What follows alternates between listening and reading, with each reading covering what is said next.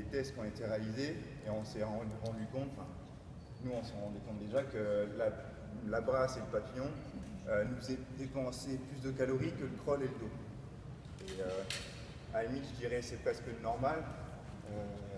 Même pour nous, le papillon, on va le faire, mais on ne va pas le faire sur 12 longueurs.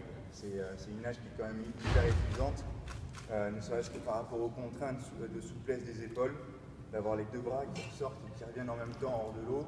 Ça, ça demande une dépense énergétique assez importante et qui doit être compensée par les jambes.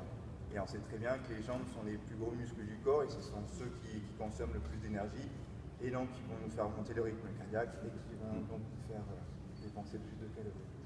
Voilà. La brasse, pour moi, c'est une autre histoire. C'est une histoire que je n'ai pas encore compris, la brasse, donc je vais être un petit peu radin en termes de conseils à ce niveau-là, mais bon, après, ouais, voilà, comme c'est une nage simultanée, forcément, on va dépenser encore beaucoup d'énergie. Tandis que le crawl, comme je vous disais, une fois que la respiration est un peu plus maîtrisée, et alors là, pour le dos, j'en parle pas, pour nous, le dos, c'est notre nage de récupération, en fait. Quand on arrive à la fin d'un entraînement ou après une course, et qu'on dit, bon, ben, je vais récupérer, on va souvent faire du dos. C'est ce qui nous permet de nous ouvrir, en fait. Parce que c'est vraiment la nage où on va se retrouver sur le dos, on va avoir le visage hors de l'eau complètement, et le fait